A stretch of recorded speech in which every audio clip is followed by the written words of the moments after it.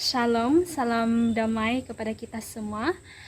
Pada malam ini kita sangat bersyukur kepada Tuhan karena kita dapat berkumpul untuk program KKR Gabungan Daerah-Daerah Wilayah 11. Mari kita teruskan kebaktian kita dengan menyanyikan lagu Salib di Bukit Golgota.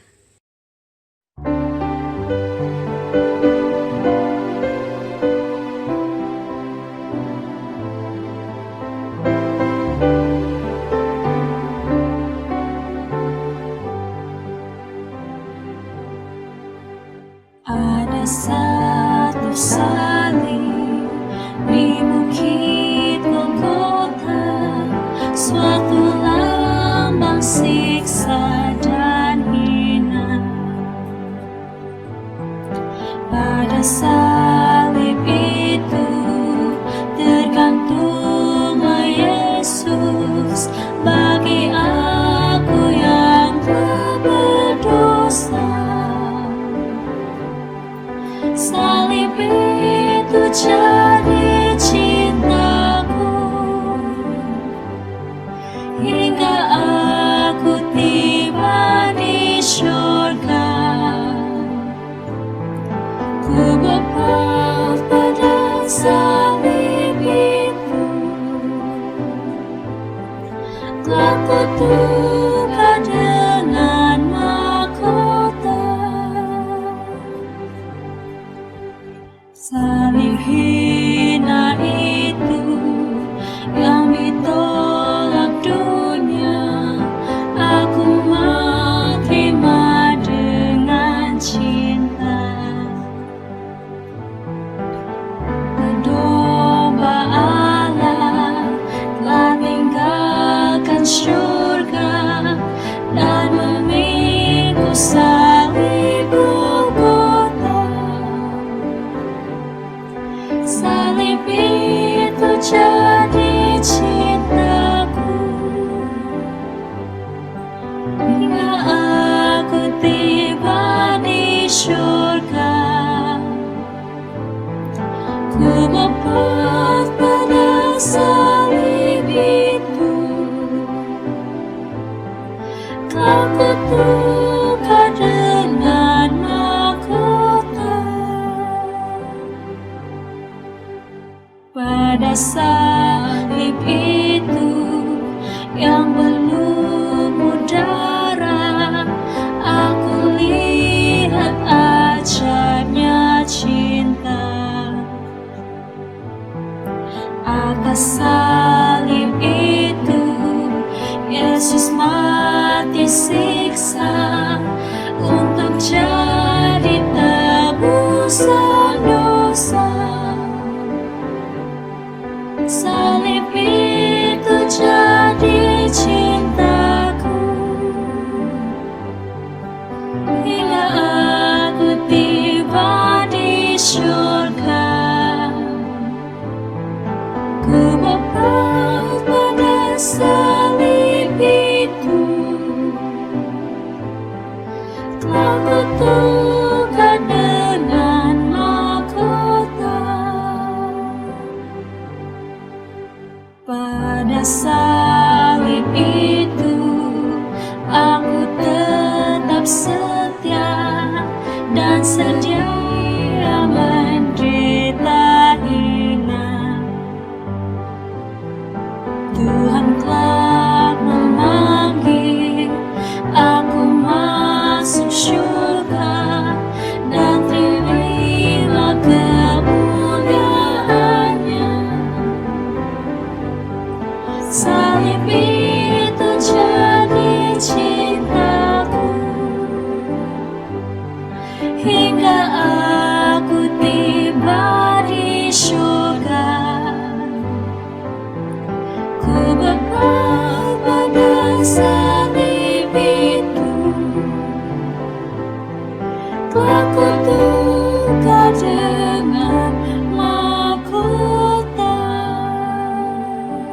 Shalom, selamat malam buat semua kita yang sedang menonton siaran langsung program Kumpulan Kebangunan Rohani online Wilayah 11. Pada malam ini adalah malam ketiga dalam siri KKR dengan tema Menjangkau Dunia, Kesetiaan dalam Gaya Hidup Kristen. Adapun para petugas kita pada malam ini adalah pemimpin puji-pujian Saudari Diksi, pemimpin acara saya sendiri Matias Marius, dan lagu pembuka kita pada malam ini terdapat di dalam LPMI nomor 38. Lagu istimewa dibawakan oleh The Seven Strings. Pengkhotbah kita pada malam ini adalah Pendeta Reynold dengan tajuk Gaya Hidup Kristen dan Buah Roh. Lagu tema dengan tajuk Berjalan Bersama Yesus.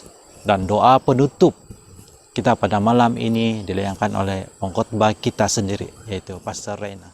Kita teruskan kebaktian kita dengan menyanyikan lagu pembuka, lagu LPMI 38, Yesus Sahabat Terindah.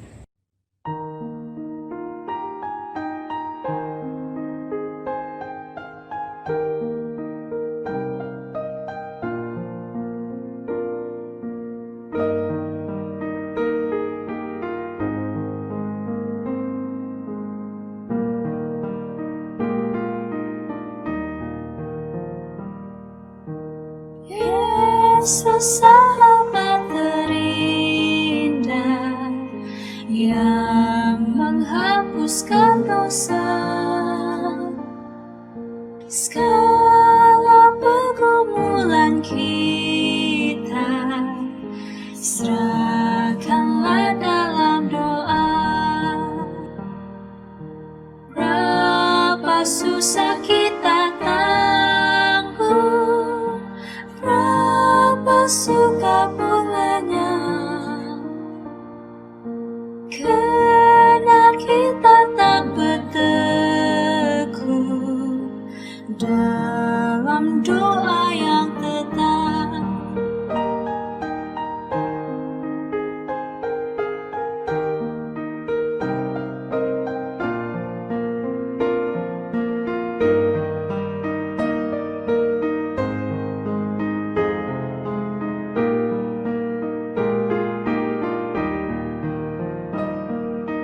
Kalau datang pencobaan, kesukaran dan duka, jangan putuslah harapan, serahkanlah dalam doa. Manakah teman setia seperti Yesus Tuhanmu, yang mengerti keluh kita dalam doa yang sungguh. Bila kita jadi lemah, beban pun berat rasanya, Yesuslah penolong kita, serahkanlah dalam doa. Jikalau teman mundur, haraplah pada Tuhan. Ia perisai dan penghibur yang memberikan lindungan, yang memberikan lindungan.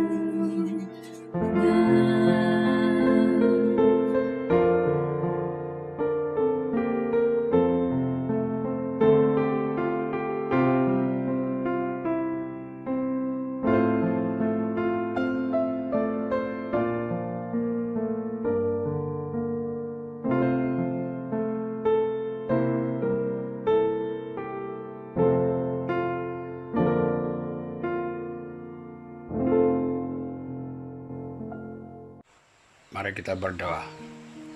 Bapa di sorga, terima kasih Tuhan. Pada saat ini kami di hadapan-Mu. Mohon supaya Tuhan menyertai setiap kami dalam permulaan KKR kami pada hari ini.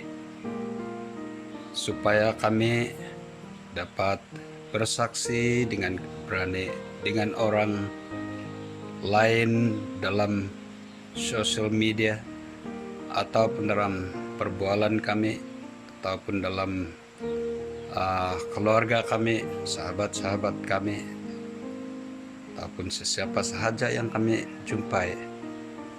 Kami mohon supaya Tuhan menggunakan kami untuk memberitahu mereka dengan pengharapan Tuhan janjikan kami di kerajaan surga. Pada hari ini bermulai KKR kami, sertai kami dengan kuasa Roh Kudus Tuhan. Buka hati kami Tuhan, gunakan setiap kami supaya kami menjadi alat Tuhan untuk menyampaikan kebenaran kepada semua manusia yang kami jumpai. Dan tingkah laku kami sendiri Tuhan biarlah mengikut kehendak dan tabiat Yesus. Terima kasih Tuhan, memberkati kami, memberi kami kekuatan, beri kami kuasa Roh Kudus supaya sepanjang hari KKR kami mendapat kekuatan makanan rohani dan pertumbuhan iman kami. Terima kasih Tuhan, dengan kebaikan kami mohon supaya Engkau mengampuni segala dosa kami, kelemahan dan kekurangan kami. Dalam nama Yesus kami berdoa. Amin.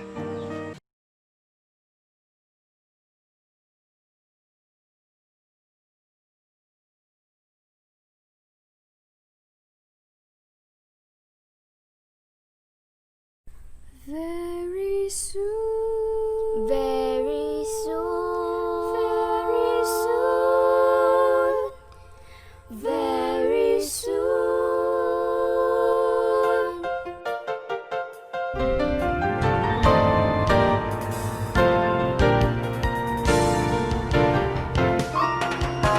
Soon and very soon, we are going to see the King.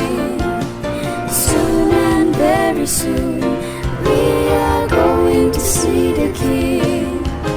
Soon and very soon, we are going to see the King.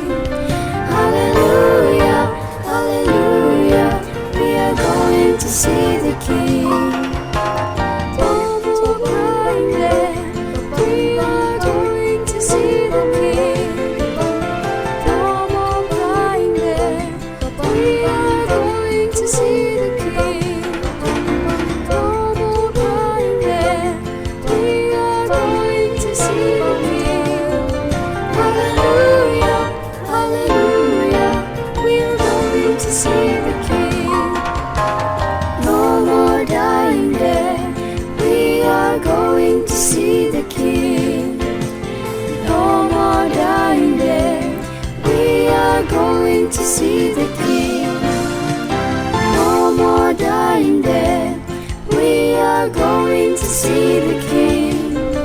Hallelujah, hallelujah, we are going to see the King.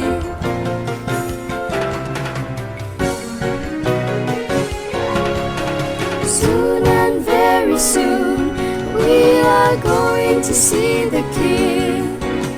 Soon and very soon, we are going to see the King. Soon and very soon, we are going to see the King. Hallelujah, hallelujah, we are going to see the King. Hallelujah, hallelujah, we are going to see the King.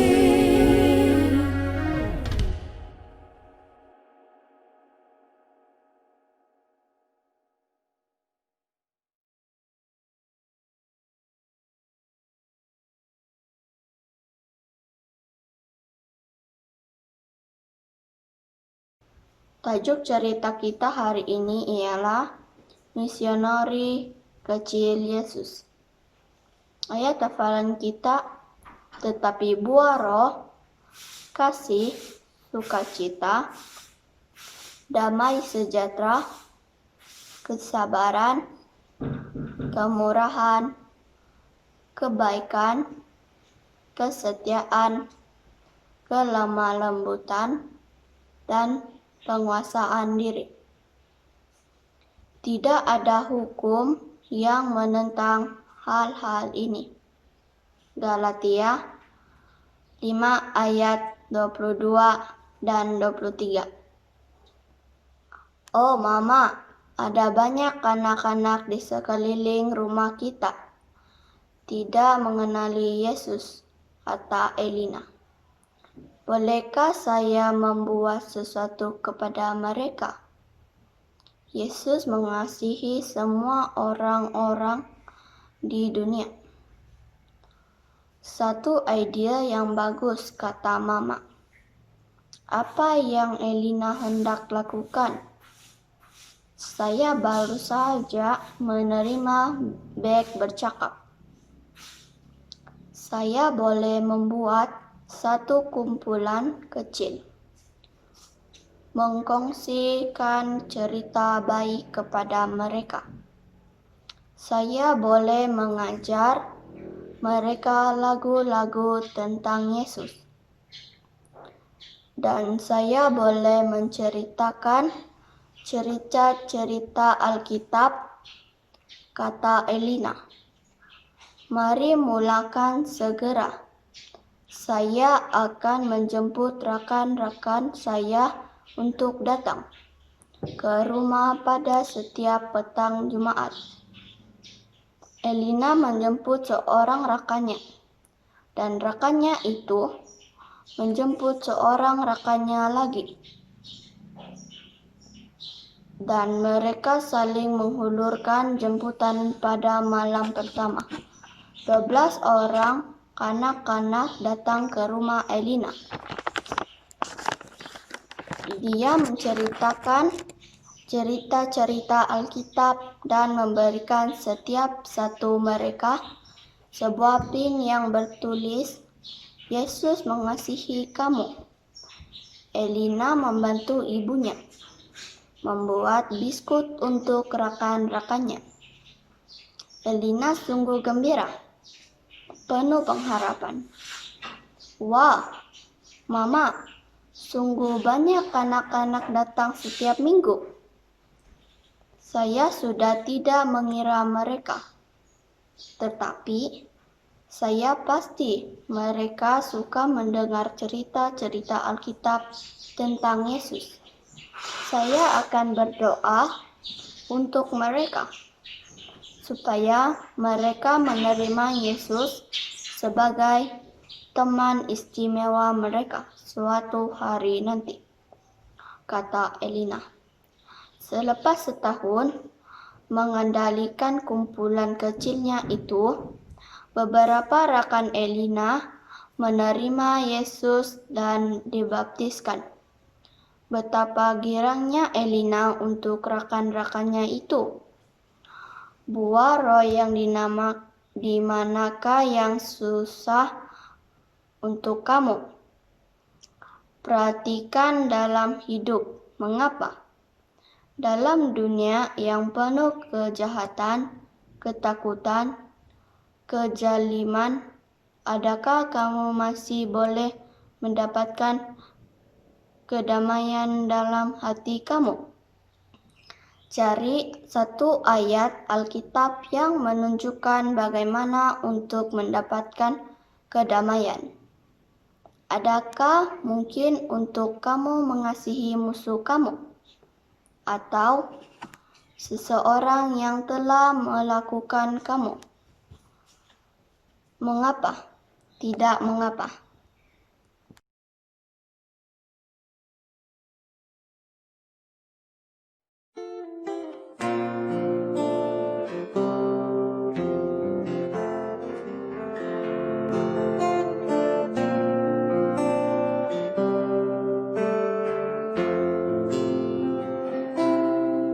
Ya Tuhan, kuserahkan hidupku,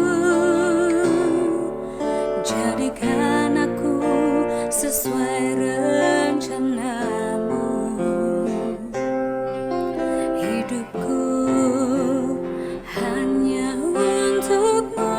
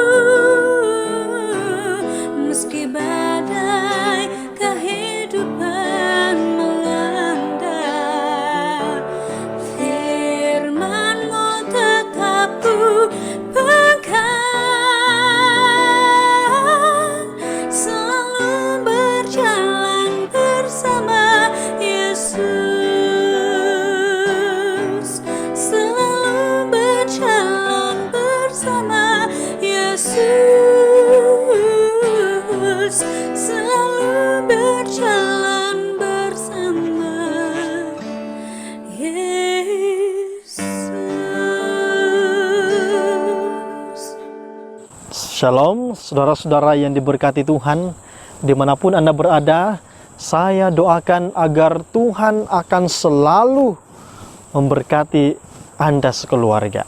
Dimanapun Anda berada sekarang, baik di rumah, di tempat pekerjaan, ataupun di mana saja, sementara Anda mengikuti kumpulan kebangunan rohani ini, biarlah Anda tetap bersemangat. Karena saya punya insting bahwa Anda tetap bersemangat mengikuti kumpulan kebangunan rohani ini walaupun secara online, ya, walaupun secara online, dan Anda tetap bersemangat. Dan saya berdoa, saya berharap agar Anda tetap setia mengikuti program ini dari awal sehingga selesai. Saudara-saudara yang dikasihi Tuhan, ada satu cerita yang menarik. Seorang anak kematian ayah. Dan keluarga anak ini adalah keluarga raja, bangsawan. Dan ketika ayahnya mati, yang menjadi pengganti raja adalah sudah tentu anak ini. Dan anak ini dilatih untuk menjadi pemimpin, menjadi raja, menggantikan ayahnya. Namun apa yang terjadi adalah ramai bangsa ataupun banyak orang-orang yang lain di sekitar anak ini tidak suka bahwa anak ini akan menjadi pengganti ayahnya. Apa yang terjadi adalah mereka berusaha untuk menggulingkan, mereka berusaha untuk menjatuhkan anak ini, sehingga anak ini akhirnya akan katakan, saya tidak layak lagi, saya mau tinggalkan posisi ini, dan saya akan berikan ini kepada yang layak. Nah, apa yang terjadi saudara-saudara? Ketika anak ini semakin remaja, para pegawai-pegawai yang lain membawa anak ini, orang muda ini, menyodorkan dia dengan begitu banyak pengaruh duniawi. Apa yang dilakukan? Mereka mencari para wanita cantik dengan tujuan pemuda ini akan jatuh, dan mereka punya alasan yang kuat. Anak ini tidak layak untuk menjadi raja. Karena kehidupan moral yang sangat tidak senonoh, sangat teruk. Namun apa yang terjadi? Anak ini tetap bertahan. Anak ini tidak terpengaruh dengan begitu banyak pengaruh-pengaruh duniawi yang disodorkan kepada dia. Suatu ketika ada seorang yang menemu ramah anak ini. Dia bertanya, karena dia tahu ceritanya, banyak orang yang tidak senang dengan anak ini mau jadi raja nanti. Orang ini bertanya kepada anak ini, pemuda ini, mengapa engkau tetap tidak terpengaruh dengan begitu banyak tantangan, begitu banyak kemewahan duniawi, namun engkau tidak tertarik, engkau tidak terpengaruh sedikit pun, bahkan moralitas engkau jaga dengan baik. Lalu anak ini katakan begini, saya tahu bahwa saya adalah keturunan raja. Karena saya keturunan bangsawan, keturunan raja, maka saya harus menghidupkan karakter, sikap seorang keturunan raja. Saudara-saudara yang dikasihi Tuhan, persoalan di dalam kehidupan kita adalah bagaimana kita mengalami keimanan kita. Sudah tentu persoalan ini membutuhkan kita untuk menjawab secara alkitabiah. Karena ada iman yang palsu. Ada iman yang palsu, ada iman yang original, yang asli. Saya berdoa agar saudara dan saya mempunyai iman yang benar-benar asli. Nah, ada iman yang asli, ada iman yang tidak asli. Bagaimana kita mau membedakan kedua perkara ini? Ada dua kesalahan besar yang terjadi sekarang. Mari perhatikan dengan baik. Yang pertama adalah gaya hidup Kristen dianggap tidak penting. Karena mereka tidak melihat bahwa ada hubungan yang dekat dengan kepercayaan kepada Yesus dengan tingkah laku. Ataupun mereka tidak melihat hubungan yang baik antara doktrin dengan gaya hidup, tingkah laku. Nah, ini masalah pertama. Masalah kedua adalah ramai orang mengatakan bahwa saya hanya cukup ikut hukum dan saya akan selamat. Rasul Paulus mengalami masalah ini di jemaat Galatia. Apa yang terjadi? Ada dua masalah di Galatia. Yang pertama adalah orang percaya ataupun orang Kristen di Galatia, mereka mempercayai bahwa kebebasan di dalam Yesus mengabaikan hidup beretika. Artinya, saya sudah merdeka, saya sudah bebas, tapi saya tidak perlu lagi hidup beretika. Inilah masalah yang dihadapi oleh Paulus di jemaat Galatia. Masalah kedua, jemaat Galatia adalah saya dapat meminta pertolongan dari Tuhan dengan hanya mengikuti peraturan-peraturan, undang-undang, hukum-hukum di perjanjian lama. Dengan kata yang lain, cukup untuk mengikuti hukum dan saya akan selamat. Apakah benar yang diajarkan oleh Alkitab, saudara-saudara? Apakah benar dengan hanya mengikuti hukum saja, maka saya akan confirm diselamatkan oleh Tuhan? Apa respon Paulus di dalam menanggapi masalah ini? Paulus katakan, yang pertama, respon Paulus adalah umat Tuhan dinilai dari perbuatan mereka. Di dalam Galatia pasal 6 ayat 7 dan 8, firman Tuhan katakan, jangan sesat, Allah tidak membiarkan dirinya dipermainkan, karena apa yang ditabur orang, itu juga yang akan dituainya. Sebab barang siapa menabur dalam dagingnya, ia akan menuai kebinasaan dari dagingnya. Tetapi barang siapa menabur dalam roh, ia akan menuai hidup yang kekal dari roh itu. Nah, jelas dikatakan Paulus bahwa ukuran keselamatan itu tidak hanya kalau sudah bebas dalam Tuhan, hidup beretika disingkirkan, tidak perlu lagi, tidak penting lagi. Ternyata hidup beretika sangat penting.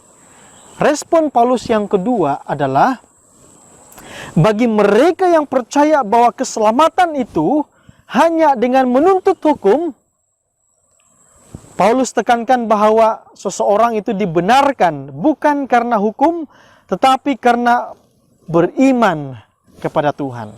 So, masalah kedua di jemaat Galatia, saya dapat memohon pertolongan dari Tuhan dengan hanya ikut hukum saja. Lalu Paulus katakan, oh tidak. Ya, tidak. Iman kepada Yesus, inilah yang paling penting. Ya, dan itulah yang diikuti dengan perbuatan. Nah, apa kunci hidup seorang Kristen yang diinginkan oleh Tuhan? Yang pertama adalah komitmen yang luar biasa terhadap Yesus. Bagaimana caranya? Bagaimana caranya komitmen yang luar biasa di dalam Yesus? Karena saya mau hidup kudus. Bagaimana cara saya untuk hidup kudus? Yang pertama adalah perlu undang Roh Kudus. Ada kehadiran Roh Kudus di dalam hidup. Inilah yang disebut sebagai komitmen. Ya, Yesus ataupun Roh Kudus tinggal di hati. Di dalam Galatia pasal 5 ayat 22-23. Saudara boleh baca ayat ini. Galatia pasal 5 22-23 sudah dibuat menjadi lagu. Dan ini adalah lagu yang digemari oleh anak kecil saya. Kasih, sukacita, damai sejahtera, kebaikan, kesabaran, pengendalian diri, kesetiaan, kemurahan hati. Inilah 9 buah roh. yang harus ada di setiap hati saudara dan saya. 9 buah roh harus jadi kehidupan yang memancarkan, memantulkan sifat Yesus. 9 buah roh, inilah karakter Yesus. Dan saya berdoa, menyeru agar 9 buah roh ini menjadi karakter saudara dan saya. Nah, harus diingat bahwa buah roh ini dihasilkan oleh Roh Kudus, bukan buatan manusia, tetapi inilah hasil daripada Roh Kudus. Roh Kudus yang memberikan ini kepada manusia. Kita minta buah roh, maka Roh Kudus akan berikan ini kepada kita. Nah, 9 buah roh adalah pembuktian bahwa seseorang sudah benar-benar hidup di dalam roh. Pastor, bagaimana kita tahu seseorang itu sudah hidup di dalam roh? Perhatikan 9 buah roh. Kalau itu sudah ada di dalam kehidupan dia, berarti orang itu sudah hidup di dalam roh. Mungkin saya dan saudara sudah hidup di dalam roh karena kita sudah mengundang Roh Kudus. Kita meminta 9 buah roh ini terjadi di dalam kehidupan kita masing-masing. Nah, pertanyaannya adalah, bolehkah saya hasilkan buah roh ini dengan sendiri? Ya, bolehkah saya hasilkan buah roh ini dengan sendiri? Sudah tentu tidak.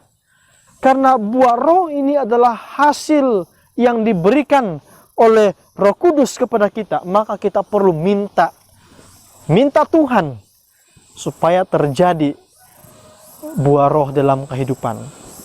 Sekiranya watak kebajikan ini, 9 buah roh ini tidak ada dalam hidup kita, kita tidak dapat muliakan Tuhan di dalam rumah tangga, di dalam komunitas, dan dimanapun kita berada. Itu sebabnya sangat penting 9 buah roh. Dan ini perlu kita jadikan watak yang luar biasa. Ada karakter Yesus dalam hidup kita. Nah, persoalannya adalah bagaimana buah roh dapat berakar dalam hati kita. Kita sudah tahu tadi bahwa kita perlu ada buah roh. Kita perlu undang Yesus, undang Roh Kudus. Nah, sekarang bagaimana saya dapat berakar di dalam Tuhan? Galatia 5 ayat 24 dan 25 memberikan 3 cara yang terbaik. Cara yang pertama adalah ayat yang ke-24. Firman Tuhan katakan, Galatia 5 ayat 24, barang siapa menjadi milik Kristus Yesus, ia telah menyalibkan daging dengan segala hawa nafsu dan keinginannya. Jadi cara yang pertama adalah kita harus selalu mengingat bahwa saya ini adalah milik Yesus. Dengan mengingat bahwa saya ini adalah milik Yesus setiap hari, maka ini membantu kita untuk tetap berakar di dalam Tuhan. Membantu buah roh yang ada dalam hidup kita ini, dalam diri kita ini, tetap berakar di dalam kehidupan seharian kita. Pernahkah saudara ditanya oleh orang, apakah kamu orang Kristen atau apa? Lalu kita katakan, saya orang Kristen. Lalu orang itu bertanya lagi, apa arti Kristen? Lalu apa jawabmu? Biasanya kita akan menjawab begini, saya adalah pengikut Yesus. Nah, itulah Kristen. Itulah Kristus, kita adalah pengikut Kristus. Nah, tahukah saudara, sebenarnya arti daripada pengikut Kristus ataupun arti daripada Kristen itu bukan sekadar mengikuti peraturan-peraturan, bukan sekadar mengikuti doktrin, mengikuti hukum Tuhan. Tetapi inilah yang dimaksudkan dengan pengikut Kristus ataupun Kristen, yang mana hati terjadi transformasi hati yang radikal kepada Yesus. Ingat baik-baik, hati yang diubah, transformasi hati yang radikal luar biasa kepada Yesus. Dan inilah yang menjadikan kita seorang Kristen yang benar-benar setia kepada Tuhan. Dan mungkin kita bertanya, setelah kita membaca 9 buah roh yang dicatat di dalam Galatia pasal 5 ayat 22 dan 23. Dan kasihlah yang pertama urutannya. Pernahkah saudara berpikir ataupun bertanya, mengapa kasih ini yang menjadi urutan pertama? Paulus punya satu anggapan. Kebajikan kasih inilah penentu sebenar. Penentu sebenar kasih ataupun kehidupan seorang Kristen yang benar-benar sejati.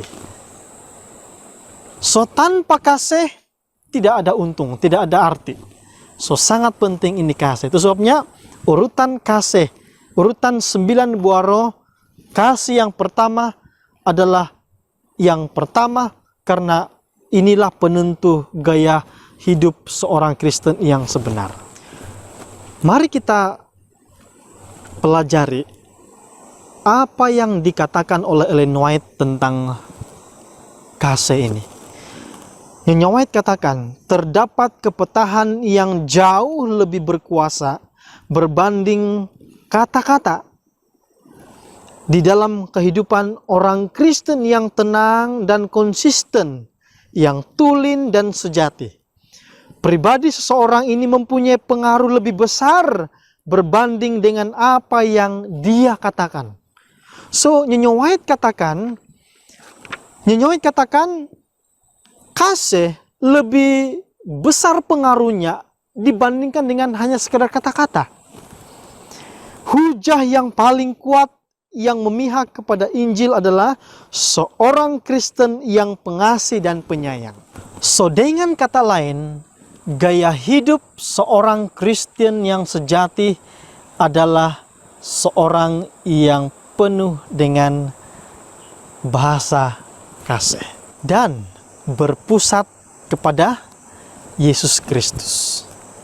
Cara yang kedua, bagaimana supaya buah roh tetap berakar di dalam kehidupan kita adalah dengan menyalipkan kedagingan, hawa nafsu dan keinginannya. Masih di dalam ayat yang ke-24 dikatakan bahwa barang siapa menjadi milik Kristus, ia telah menyalipkan kedagingan. Persoalannya adalah, apa itu kedagingan? Apa jenis kedagingan yang perlu kita salibkan? Nah, di dalam Galatia pasal 5 ayat 19 sampai ayat yang ke-21, perhatikan, inilah yang disebut sebagai kedagingan. Dan ini perlu kita matikan di dalam kehidupan kita.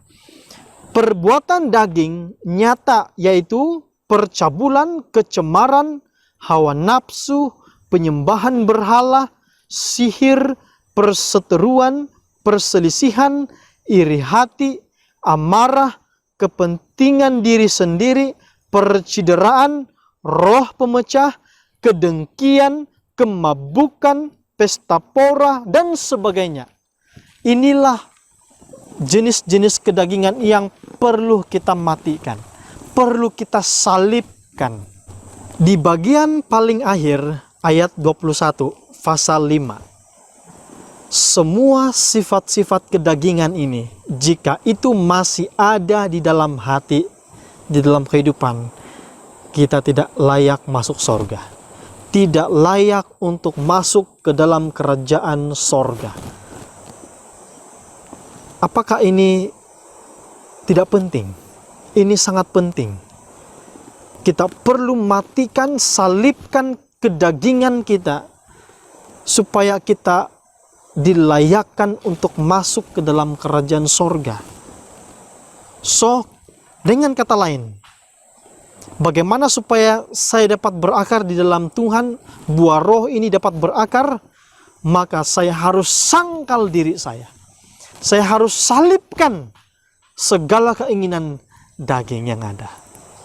Dan cara yang ketiga, bagaimana supaya tetap berakar itu buah roh dalam hidup adalah, mari kita perhatikan Galatia 5 ayat 25.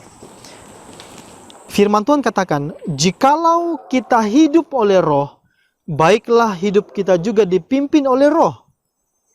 Jadi kita perlu hidup di dalam roh. Bagaimana dapat berakar? Buah roh dapat berakar, kita perlu hidup di dalam roh. Ya, kita perlu hidup di dalam roh. Walau bagaimanapun kita perlu hidupkan buah roh dalam kehidupan kita, dan buah roh itu harus berakar, harus berbuah. Arti hidup di dalam roh adalah kita dikontrol oleh roh. Firman Tuhan katakan tadi bahwa kalau kita hidup di dalam roh, kita harus dipimpin oleh roh.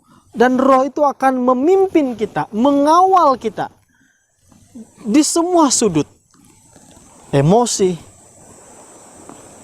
percakapan kita, pergaulan kita akan dipimpin oleh roh.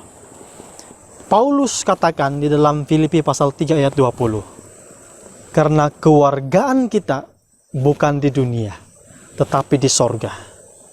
Paulus katakan, memang aku hidup di dunia ini, tapi aku tidak melakukan tata cara dunia.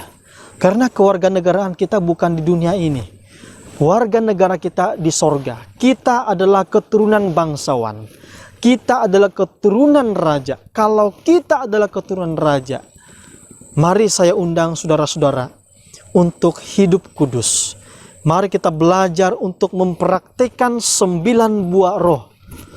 Kita berdoa kepada Tuhan untuk mendapatkan buah roh ini. Warga negara kita bukan di dunia. Warga negara kita di sorga. Untuk itu, mari kita belajar untuk mengundang Yesus setiap hari. Kita belajar mengundang Roh Kudus setiap hari dalam kehidupan kita, sehingga kita memiliki 9 buah roh. Kesimpulan pelajaran kita pada malam ini adalah, yang pertama, saya berikan 3 kesimpulan untuk kita bawa pulang, untuk kita renung-renungkan pada malam ini. Yang pertama, kewarganegaraan kita bukan di dunia, tetapi di sorga. Kalau warga negara kita di sorga, maka kita perlu ikuti tata cara sorgawi. Kita adalah keturunan bangsawan, keturunan diraja. Kita perlu menghidupi kehidupan raja. Sama seperti anak kecil tadi, pemuda tadi. Dia tidak terpengaruh dengan dunia, karena dia tahu bahwa dia adalah keturunan raja. Keturunan raja yang tidak mau dipengaruhi dengan bentuk apapun pencobaan, sehingga dia jatuh. Kesimpulan kedua adalah kita dapat menjadi seorang Kristen yang punya gaya hidup yang kudus dengan mengundang Roh Kudus di dalam hati. Hiduplah di dalam roh. Mau dikawal, dikontrol oleh roh, maka kita akan dapat jadi seorang Kristen yang benar-benar hidupnya kudus. Dan kesimpulan yang ketiga adalah, kalau kita mau menjadi kudus, kita perlu salibkan semua bentuk kedagingan. Kita harus ingat bahwa sifat kedagingan tidak layak untuk masuk surga. Mudah-mudahan pelajaran kita pada malam ini dapat diingat dengan baik, menjadi ingatan kita pada malam ini sebelum kita tidur. Saya akan terus berdoa buat saudara-saudara supaya kita tetap menjadi orang yang kudus. Ingat lagi bahwa ini bukan main-main. Kita perlu jadi kudus untuk menanti kedatangan Yesus. Karena di sorga tidak ada orang yang tidak kudus. Semua di sorga adalah orang-orang yang kudus. Terima kasih dan Tuhan Yesus memberkati. Mari saya undang kita tunduk kepala dan kita berdoa. Bapa di sorga, terima kasih banyak firman Tuhan malam ini. Biarlah ini menjadi kekuatan kami untuk terus berakar dalam Tuhan. Biarlah buah roh ini dapat kami tanamkan, dapat kami hidupkan dalam kehidupan kami sehari-hari. Supaya kami boleh menjadi anak-anak Tuhan, orang-orang Kristen yang kompom masuk sorga. Ya Tuhan, saya berdoa supaya semua kami, semua umat-umat Tuhan yang ada di rumah memiliki kesempatan untuk berubah. Karena kami rindu untuk masuk ke dalam kerjaan sorga. Kami rindu juga untuk diperbaharui. Kami mau hidup kudus. Inilah doa kami Tuhan, pertemukan kami besok. Dalam nama Yesus. Amin. Demikianlah perkabaran firman Tuhan malam ini. Jangan lupa besok kita kembali di jam yang sama dalam mengikuti siri KKR Online. Selamat malam, sampai bertemu esok. Tuhan memberkati.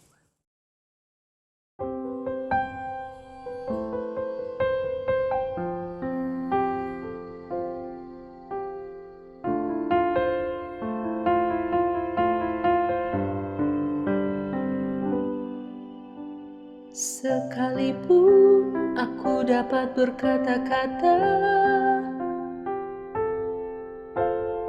dengan bahasa manusia dan bahasa malaikat, jika aku tak mempunyai kasih, oh jika aku tak punya kasih, Sekalipun aku tahu segala rahasia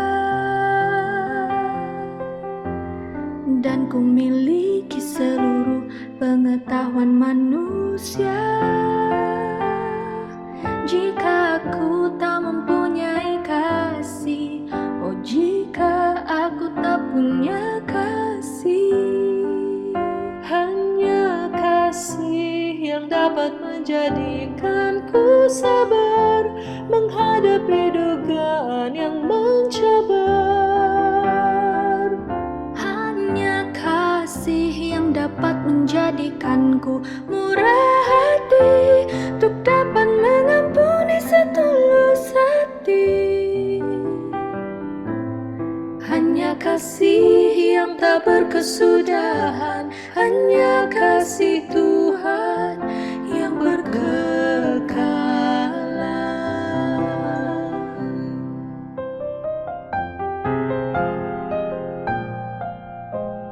Sekalipun iman yang sempurna milikku